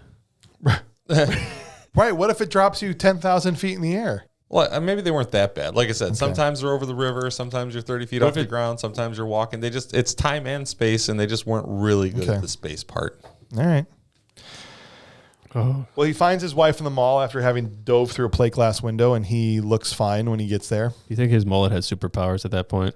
Well, yeah, he had this mullet for like 3 straight movies, so He he did. must have really been feeling it. Like It was not orange in this one. No, that was that had rinsed That's how you out. differentiate. Right. He had taken the sun. He got rinsed the sun in out of his hair that he had during Street Fighter, or this was right before that, and he dyed it after. I'm not sure which one was shot first, but he finds his wife in the mall and decides to convince her that he's her husband in the future. Which, and I'm not trying to rip on the actress because she did good for the most part, but this is one of these hilarious scenes where she's literally in tears. I don't think I can believe you. And all he says is try. And immediately believes him and all the tears go away. Right? Yeah. Like, I don't believe you. Try. Okay, I believe you now. doesn't he mention like the birdhouse? That's after. That's way after So this is that. after. Okay, I'm sorry. Yeah. So literally her whole demeanor changes just from him saying try. And Because only her husband would say something so dumb. That's got to be. Yeah. Try. Really? Try? That's the best Okay. you got? Yeah, that sounds about right.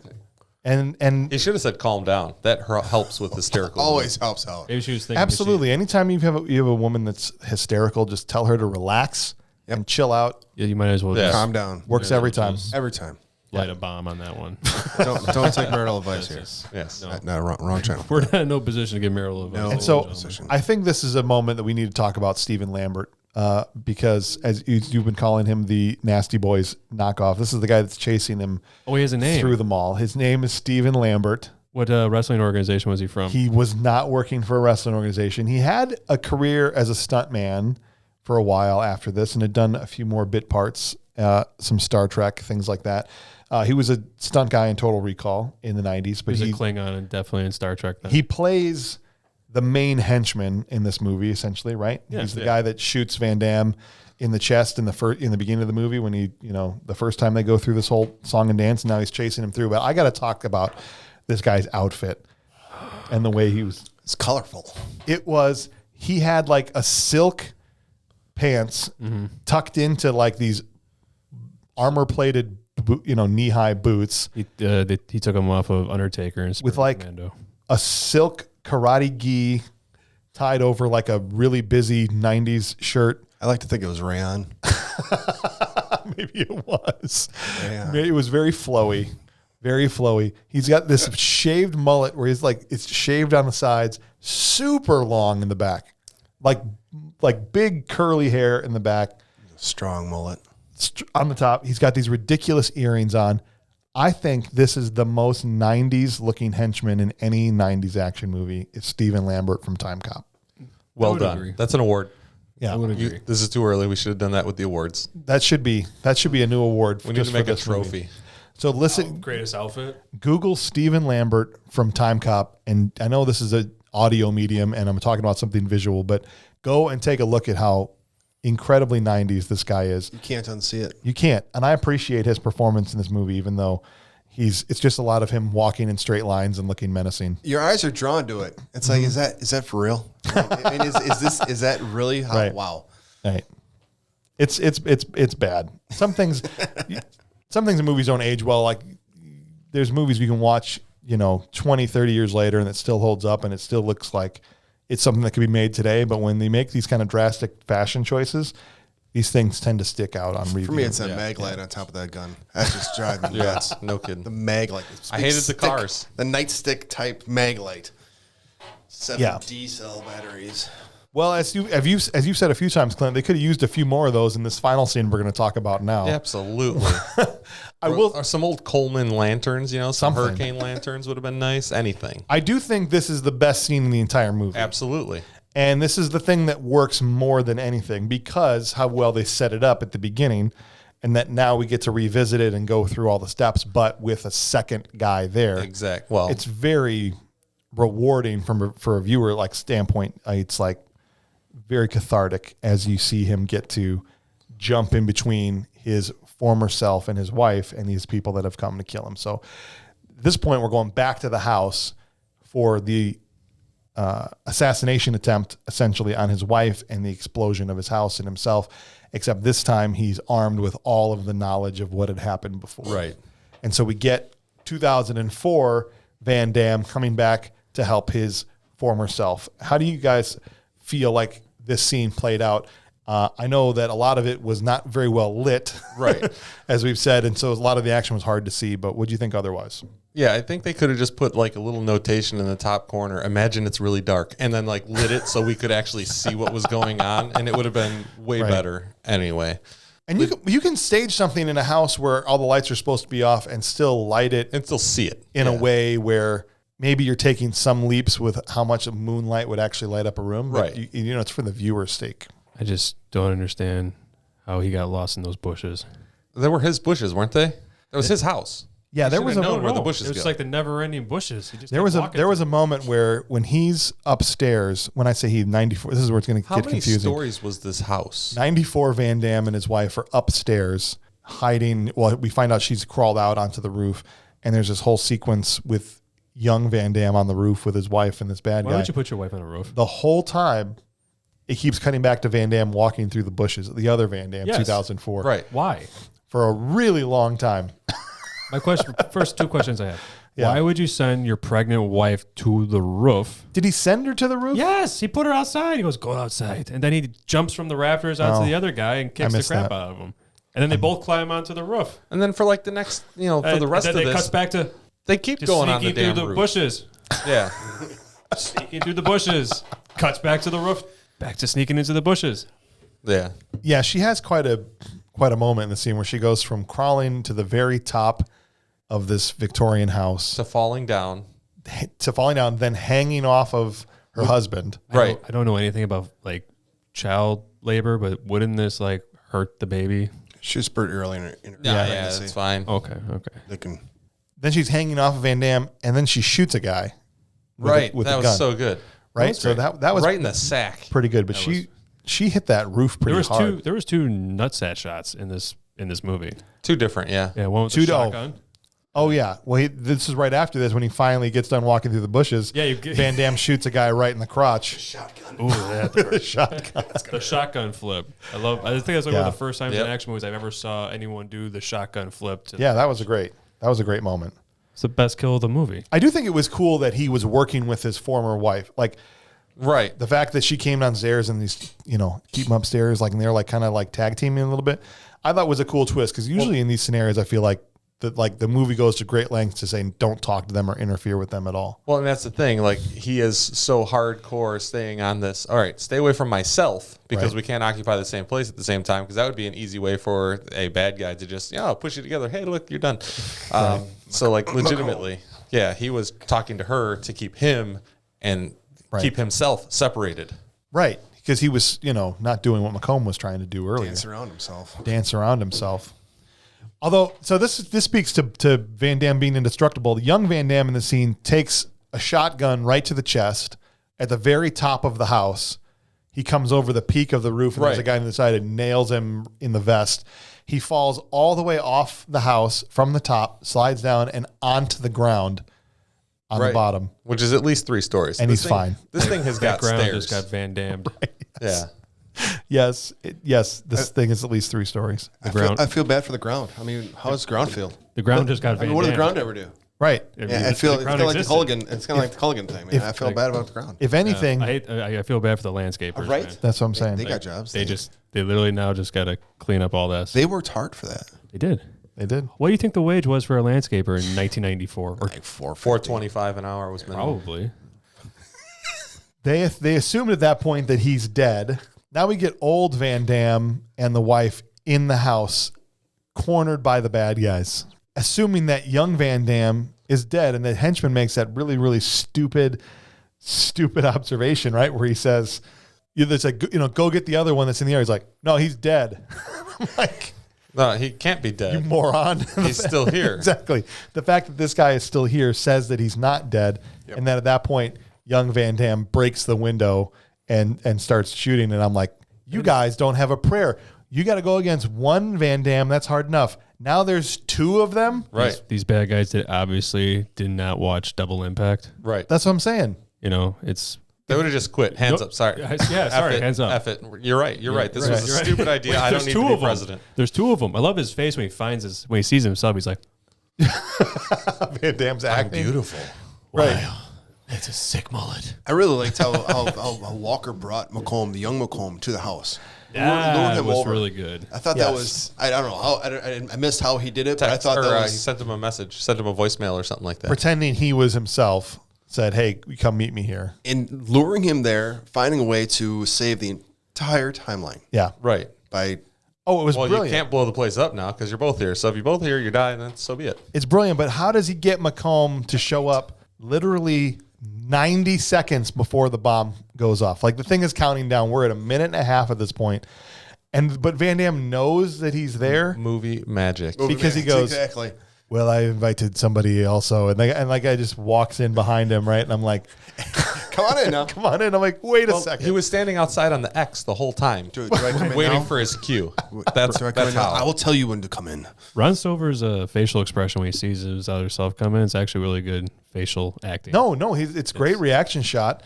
But the timing of it is what's, and it's brilliant that he would get him to show up. So I agree with you. The way he saves the day is brilliant. I love that he had the younger version show up. It's great.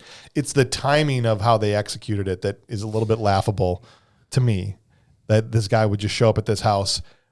I'm assuming there's gunfire and all this stuff going on. Is this the address I go Is this the address? And I'm going to just should I knock stroll or in do I here. just go in? Should I knock What's or up? just go in? What's up, guys? Everybody cool in here? What was I supposed to? I brought a casserole. There's a dead henchman on over the lawn, and That's right. That's right. It's a I'm big I'm in the Van right Damme spot. shaped dent in the ground where he fell off the roof. That's normal. That's normal, right? that's very normal. That's fine. Absolutely. Right. So I knock. That's how you know you have to throw the house. yeah. I just came in. The door was cracked. As Jeff Goldblum said in Lost World of Jurassic Park, how do we find the mother? Follow the screams. Follow the screams. How do we find Van Damme? Follow the bodies. Follow the bodies. Ultimately, Van Damme saves the day, as you said, Mike, by bringing in the younger McComb and essentially throwing him into the older version of himself. And then what happens then, I have no explanation for. That was the Captain Awesome. Defraculator. Or Captain Amazing defraculator thing. They got defraculated. That's exactly what it At one point they turn into a blob, but then there's still like human teeth. Right. And a mouth on it. It was the worst PlayStation graphics I've ever seen. The effects were terrible and definitely have not aged well. But just the concept of what was happening, I don't understand. Like, okay, I know you said they can't occupy the same space, but what happened there? Is that a mini like matter, implosion, like a mini black hole going on? I don't know. And just that's now all the which matter. Maybe because now make we've sense. just destroyed matter. There should have been a huge big explosion. reaction to that. I would thought That's what I thought too. But again, I think this is where we bust. do not pull at the threads too hard. Right. He might have just sent them back to being nothing before Where he he was born. just turns him into a blob monster that eventually folds in on itself. Yeah. It looks like Right? And then at this point, Not a physicist. I can't even do this without laughing.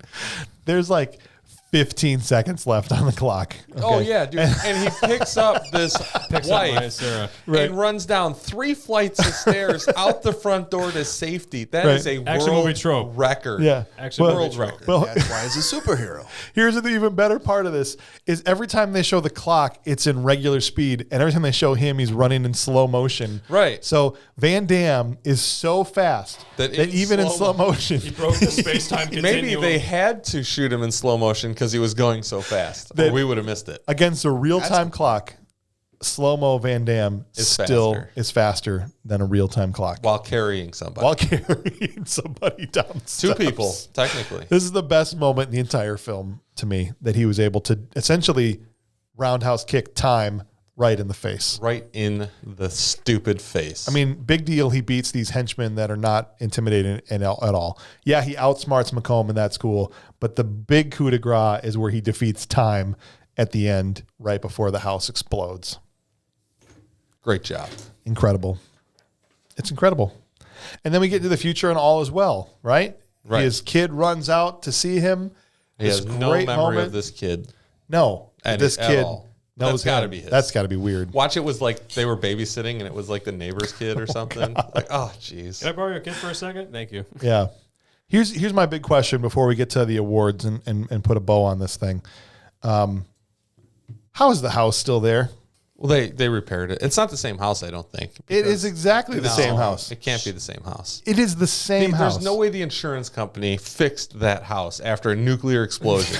Well, there was nothing to okay, fix. it was C4. It wasn't nuclear. There's but- nothing to fix. It was dust. Right, that's what I'm saying. And then There's this no way is they the fixed same it. house. I'm telling you, it's the same house. They shot that first scene last. Oh, Well, I understand that, but Yeah. in the logic of the movie, that house shouldn't be. It blew up.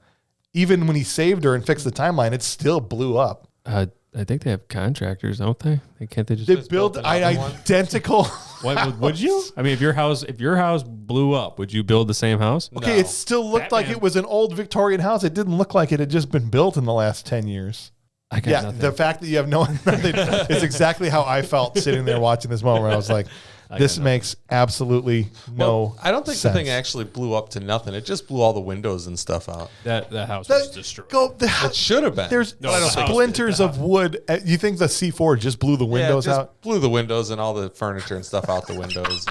That part this didn't was a- dawn on me. That doesn't make sense. this No, was that's what I'm saying. Now Yeah. that I think that's bothering me. This was That's a right. Michael will Bay really- movie. that Half the will- town be gone. Yeah, that will really hurt us the next, and when we watch it like number 40 or 50, like these guys have. Yeah. But just on one, we kind of skated over Yeah, I that. You're skated right over absolutely right. completely. Like, all right, fine, I Yeah. missed that one. Yep, totally That's missed all that right. one.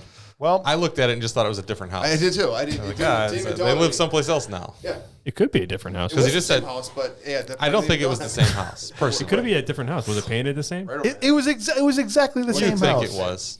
It was exactly the same. Was it? Yeah, I Yes. remember that much. I just didn't. I don't know. You saw it at the beginning at night. I mean, most of the time you see it at night. That is probably what they thought would cover it. The fact that this is the only time they show it in the daylight. That's probably- yeah. But it's clearly the same house. okay. Go back and look. Anyway, we're on to awards, ladies and gentlemen. So let's give this movie some credit. No, wait, that's not. Let's give this movie some credit. This movie is deserving of all kinds of praise and awards, even though some of the things we've talked about were kind of dumb. I love this movie. It's a fun movie. I think it's fantastic. This is definitely not the last time I'm ever going to watch it. Anytime I come across Time Cop, whether it's on TV or whatever, it's halfway through, I'm just going to sit and watch the rest of it because the last 20 minutes are the best part of the movie. All right, so let's get into the awards. We've already given out the award for Best 90s Henchman of all time to Stephen Lambert. So now we're going to talk about the Will Patton Award, which is an award we give out to somebody with a small part that was bringing the heat. Who is your Will Patton Award winner? Whoever wants to go can go. Bruce McGill. Bruce McGill, Matusak. the guy that was the chief of Best friend. TEC and the best friend. Yeah, that's my call too. If you were my best friend, you wouldn't do this to me. Yeah. Was that your only friend? Right. Yeah, he had some good moments in there. All right, how about for you, Clint? No, same one. Same guy, Bruce That's where I was McGill. going. Yep. All right, Mike? That's exactly where I was going to. How dare you? I'm trying to think of somebody else right now. All right, so I'll go off the board. All of you went with Bruce McGill. I had Stephen Lambert in this part as the henchman. Yeah, he was in there quite a bit. If I had to pick somebody else, if I couldn't pick that one, I would go with his partner, like the stock exchange 20s dude. Oh, yeah. That was a great part. He played that fantastic. He was all happy walking in and everything. Yeah. You know, and the whole he really, to me, sold he's doing it to protect his family. So I mean, that would be my second Will Patton. If we can't, three of us pick the same guy. That's okay. That just means he's kind of the award winner if everybody picked him.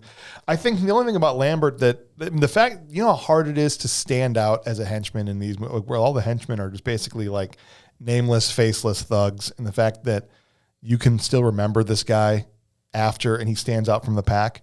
That's why I really liked him in this part and gave it to him. But I can't argue with Bruce McGill. I thought he was good.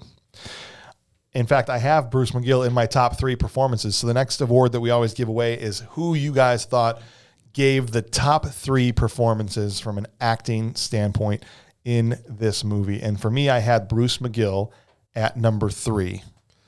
Our bad guy, McComb. Oh, Ron Silver. Yeah. Oh, obviously. Yeah. And then it's going to be 2004 Van Damme and 94 Van Damme. Okay. I think that's fair because he's basically playing two different characters. Yeah. And then my fourth would be McComb early. Early McComb. Yeah. He's fourth because he was kind of a Streisand at the beginning there. He wasn't quite the hardcore guy he is at the end. I'll go with that. How about for you, Mike? I thought McComb was the best. Yeah. The actor, period, because playing both, I liked how they played the young and the old. I liked how he gave himself, the young self, a lot of crap. You know, Lay out the candy bars. Do me a favor, lay out the candy bars. Love that line. Just, I don't remember what I was saying, but I somehow remember having more balls than that. Yeah, right. Just giving the young, really giving it to himself, the young self. Right. It was cracking me up. I absolutely. really liked how he played both. I thought Because I think that's what I would do if I went back and talked to myself back then, when I was chubbier, right? I'd be like, all right, dude, no more Doritos, please. Will you just get off your butt and do something? Yeah, absolutely. I love Doritos, though. They are good. So you gave Ron Silver. Who were your other 2? McGill, Okay. 2. Yeah, Matusak. Does Van Damme crack your top 3, or are you going to give it to the wife? Twitching a little bit. I would You're have fired. to. I'd have to give the third one to 1920 guy. You're fired. Sorry. His sorry. his Good, former that's 2 in a partner. row. I got fired last show too. So that's. But Van Damme doesn't even crack the top 3 for you, huh? Wow. You're trying to get him here, aren't you? That's it. No, you're back. You're redeemed. He's actually taking him out of the awards so that he can piss off Van Damme to get him out here to roundhouse kick us all in the face. Perfect. How about for you, Bob? I have a feeling where you're going to go with this one because I know who your favorite is in this movie. I would say Ron Silver, Yeah. number 1. Yeah. On Bruce McGill, number 2. Okay. And then, I'll give it to Van Damme for 3.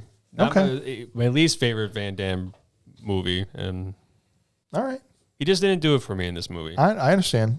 I think I've got Van Damme at number 2 out. So I already said Bruce McGill was number 3. I've got Van Damme at 2. I think he's had far worse acting performances than he had in this movie. It's that. It was just the. Sorry, go ahead. No. Go ahead. I want to hear what you have to say. It was just like we were talking about the fight scenes. The fight scenes were just dull. It was very Hollywood and commercial, and I think that was the biggest issue for me. It was just very like poorly staged. If we're judging this on his fight scenes, this isn't a top 10 Van Damme movie based on that criteria. But story-wise, It's just a good movie. Just from an acting standpoint, I think standpoint, story-wise, it was a good movie. this movie doesn't work if he doesn't deliver a good performance. And I think for him, now it's judged on a sliding scale, right? So a good performance for Van Damme is probably different than everybody else, but I liked what he did in this movie. And then, of course, I had Ron Silver. We all had Ron Silver at number one. He definitely brought it. Oh, he in this stole movie. the show.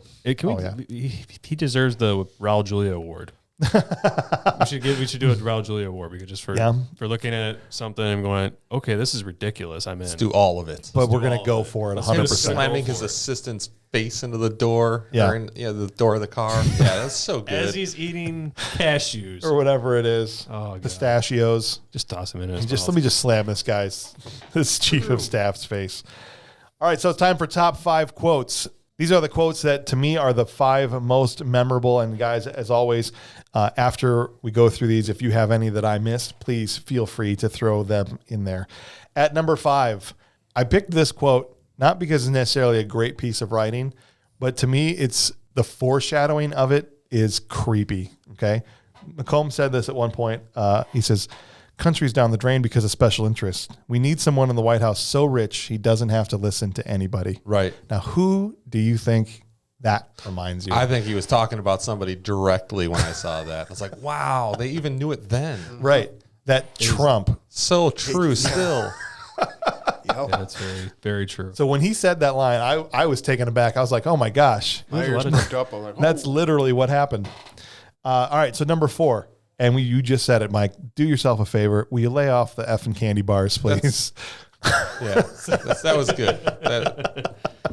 Just giving it to his younger self, like with both barrels. He and the guy just stood there and just took it for the most part. He just kind of was like, never snap back. he looked more like a mouth breather. Just what? Didn't he? What? What'd you say? This guy's a senator? Yeah. I'm like, who voted this Yahoo in? What? Yeah. What do you mean? At number 3, another McComb line. Look, never interrupt me when I'm talking to myself. Okay. Yes. That was good. That was great. Never. The way he delivers these lines are fantastic. And then number 2, so this was set up in the first scene, and then it comes back to it in the second. So in the second time around at the end, Stephen Lambert has got Van Damme in a chokehold, and he says to him, and Bob, you tell me what Van Damme says, but the old Van Damme sneaks up behind him while he's choking out the young one, and he says, "You're a bright boy. Why don't you sleep on it?" I did that. That's right. And he just grabs the dude and he beats the crap out of that guy. That was, we skipped over that, but so cathartic. Just punch after punch after punch into Stephen Lambert's face at that point. Breaks his neck. It was just like that. That was a very rewarding fight scene in that final scene. And then later on in that scene, McComb is ripping on Van Damme, right? And he says, and we got this schmuck over here who hasn't figured out yet that the only way to make anything out of yourself with all these fancy kicks is on Broadway. And like as a little jab towards him. But then at the end, when he's got McComb and he's going to throw him at the older version of himself, and he throws it right back at him. He says, "I'm still kicking. I must be on Broadway." And then he kicks the guy right into him. I love that line. It's hilarious to me. So that was the number 1 line to me in the entire movie is, "I'm still kicking. I must be on Broadway." Number 6 is "Have a nice day."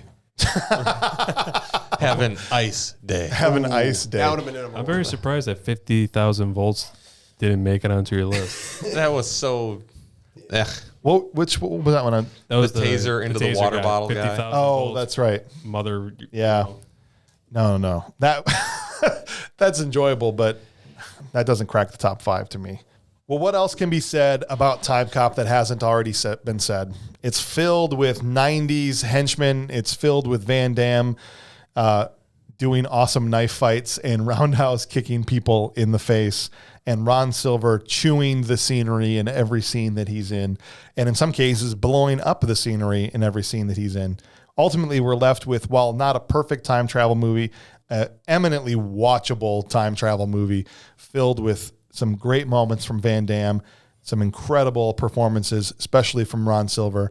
And in the end, if you haven't seen this movie, and hopefully you've listened to this and now you're going to go see Timecop, 1994's incredible, I'll say it, masterpiece of a movie as judged by the standards of Van Damme, not like against, Shawshank and Pulp Fiction and other amazing movies that came out in 1994. But if you're on the Van Damme sliding scale, this is a masterpiece. So go and see Timecop, and we're happy that you joined us.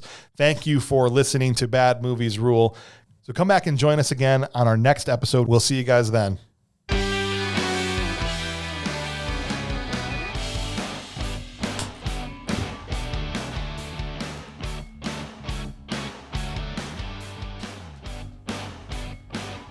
As a total aside, if these guys ever get back together and they want to write something else and they're trying to shoot it, I will bring my flashlights and help them light up that room so we can see the fight scenes. I could have brought a light. I feel like they could have got a few guys to just bring some flashlights. Yes, anybody. Well, nowadays we can just turn on our phones and make enough light to get that scene.